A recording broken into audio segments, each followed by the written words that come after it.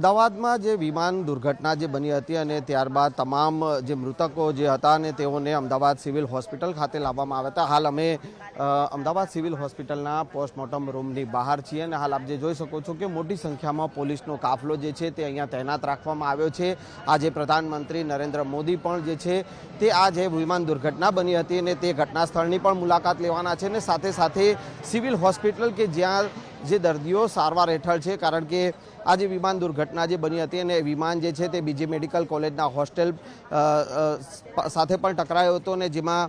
કેટલાક medical student જે છે તે ઘવાયા હતા. 4 જેટલા મેડિકલ સ્ટુડન્ટને મોત થયા છે અને હાલ જે છે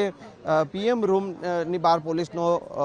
ચાંપતો બંદોબસ્ત રાખવામાં આવ્યો છે. સાથે સાથે જે વિગતો સામે આવી રહી છે કે સિવિલ હોસ્પિટલના પોસ્ટમોર્ટમ રૂમમાં જે 268 જેટલી ડેડ બોડી હતી અને તેને પીએમ કરી દેવામાં આવ્યું છે. તમામ ડેડ બોડી જે છે તેનું પેકિંગ પણ જે છે તે કરી દેવામાં આવી રહ્યું છે અને જે રીતની જે વિગતો જે છે તે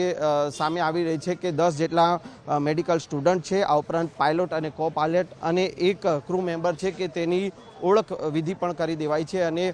હાલ જે છે તે પીએમ રૂમની બહાર પોલીસનો ચાંપતો બંદોબસ્ત જોવા મળી રહ્યો છે. અમદાવાદમાં જે પ્લેન દુર્ઘટના બની હતી અને એ દુર્ઘટનામાં જે મૃત્યુ પામેલા લોકોની જે ડેડ બોડી જે રાખવામાં આવી છે તે અમદાવાદ સિવિલના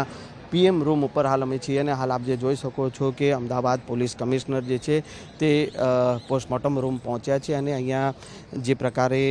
જે ડેડ બોડીઝને જે છે તે પીએમ કરવામાં આવ્યું છે અને તેઓને જે છે તે પેક કરવાની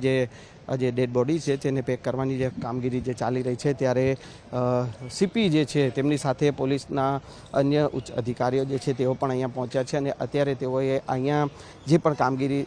થઈ રહી છે તેની વ્યવસ્થા ચકાસી અને તેનું નિરીક્ષણ જે છે તે અહીંયા કર્યું છે. કેમેરામેન શ્રેણિક મહેતા સાથે સંજય ટાંક, ન્યૂઝ 18 ગુજરાતી, અમદાવાદ. અમદાવાદમાં જે વિમાન દુર્ઘટના જે બની હતી અને ત્યારબાદ તમામ જે મૃતકો જે હતા અને તેઓને અમદાવાદ સિવિલ હોસ્પિટલ ખાતે લાવવામાં આવ્યા હતા. હાલ અમે અમદાવાદ સિવિલ હોસ્પિટલના પોસ્ટમોર્ટમ રૂમની બહાર છીએ અને હાલ આપ જે જોઈ શકો છો કે મોટી સંખ્યામાં પોલીસનો કાફલો જે છે તે અહીંયા તૈનાત રાખવામાં આવ્યો છે. આજે પ્રધાનમંત્રી નરેન્દ્ર મોદી પણ જે છે તે આ જે વિમાન દુર્ઘટના બની હતી અને તે ઘટના સ્થળની પણ મુલાકાત લેવાના છે અને સાથે સાથે સિવિલ હોસ્પિટલ કે જ્યાં જે દર્દીઓ સારવાર હેઠળ છે, કારણ કે આ જે વિમાન દુર્ઘટના જે બની હતી અને વિમાન જે છે તે બીજી મેડિકલ કોલેજના હોસ્ટેલ સાથે પણ ટકરાયો હતો અને જેમાં કેટલાક મેડિકલ સ્ટુડન્ટ જે છે તે ઘવાયા હતા. 4 જેટલા મેડિકલ સ્ટુડન્ટને મોત થયા છે અને હાલ જે છે પીએમ રૂમની બહાર પોલીસનો ચાંપતો બંદોબસ્ત રાખવામાં આવ્યો છે. સાથે સાથે જે વિગતો સામે આવી રહી છે કે સિવિલ હોસ્પિટલના પોસ્ટમોર્ટમ રૂમમાં જે 268 જેટલી ડેડ બોડી હતી અને તેને પીએમ કરી દેવામાં આવ્યું છે. તમામ ડેડ બોડી જે છે તેનું પેકિંગ પણ જે છે તે કરી દેવામાં આવી રહ્યું છે અને જે રીતની જે વિગતો જે છે તે સામે આવી રહી છે કે 10 જેટલા મેડિકલ સ્ટુડન્ટ છે, આ ઉપરાંત પાયલોટ અને કો પાયલટ અને એક ક્રૂ મેમ્બર છે કે તેની ઓળખ વિધિ પણ કરી દેવાઈ છે અને